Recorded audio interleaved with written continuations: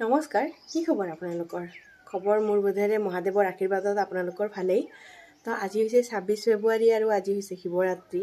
আৰু যেতিয়া মানে মই ভিডিঅ'টি দিম তেতিয়া হয়তো 27, 28 তেনেকুৱা কিবা একটা ডেট হৈ যাব, কাৰণ মই ভিডিঅ' এডিট কৰোঁতে বহুতখিনিয়ে পলম কৰি দিওঁ।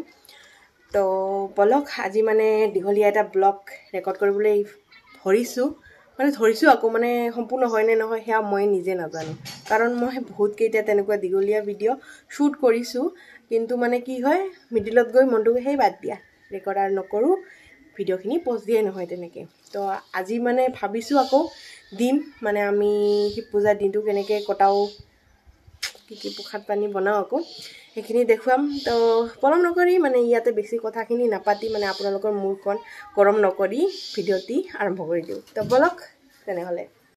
এতিয়া বহুতখিনি সময়ৰ পিছত মই ৰেকৰ্ডিংখন আকৌ ষ্টাৰ্ট কৰিছোঁ। এয়া পিছফালে মন্দিৰখন দেখিছে নহয় আপোনালোকে। এইখন মন্দিৰতে চাকি এগছি জ্বলাম বুলি আহিলোঁ, কাৰণ এইখন মন্দিৰত বহুত দিন আগৰে পৰাই অহাৰ হেঁপাহ আছিলে, কিন্তু সময় পৰিস্থিতি কাল এইবোৰ একোৱেই মিলা নাছিলে। পিছে এইবাৰ এই শুভক্ষণখনত টাইমখিনি মিলি গ'ল, সেয়ে আহিলোঁ। আহিয়ে এগছি চাকি জ্বলাই দিলোঁ আৰু ইমান যে ভাল লাগিছিলে আহি পিনে। পিছে মই ৰাতিপুৱা গৈছিলোঁ, কিন্তু ভাবিছিলোঁ মানে যিটো আকৌ যে ভিৰ অকণমান কম পাম, কিন্তু তেনেকুৱা একোৱেই নহ'ল, বহুতখিনিয়ে ভিৰ আছিল।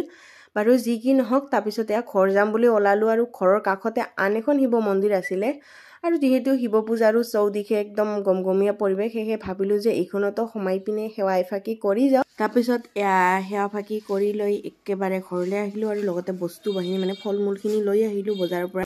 এয়া পকা মিঠৈ বনাবৰ কাৰণে পিঠাগুড়ি লাগিব, যিহেতু সেয়েহে চাউল অকণমান তিয়াই থৈছোঁ, মানে ৰাতিপুৱাই ভাবিছোঁ তিয়াই থ'ম, কিন্তু পাহৰিয়ে থাকিলোঁ। বাৰু যি কি নহয় এয়া তিয়াই থ'লোঁ। আৰু তাৰপিছত এতিয়া দেখাই যাম আকৌ কি বনালোঁ। তো বলক আৰম্ভ কৰোঁ।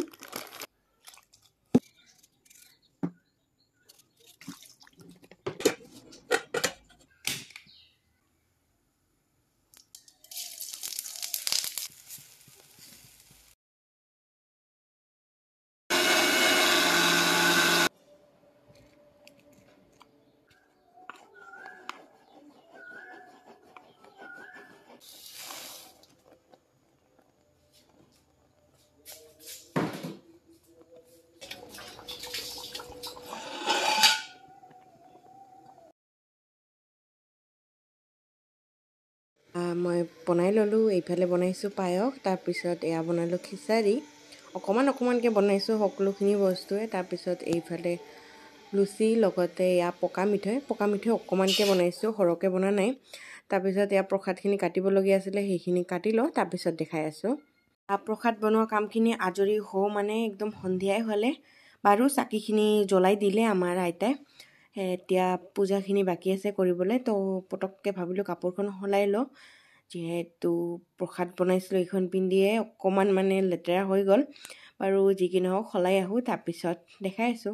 তাৰপিছত আহি পেলি মানে পূজাৰ কামত লাগি গৈছোঁ, মানে পূজাৰ কামতো লাগি আছোঁ, মানে মন্দিৰৰ ভিতৰত সোমাইছোঁ। আৰু এয়া দেখিছে নহয় মেইন বস্তুটি আকৌ সকলোৱে জানে, যিহেতু আমি ভাং মানে প্ৰসাদত নিদিওঁ বা ভাঙৰ লাডুও নবনাওঁ, সেয়েহে আমি ভাংখন ডাইৰেক্ট চিলিঙতে দি দিওঁ।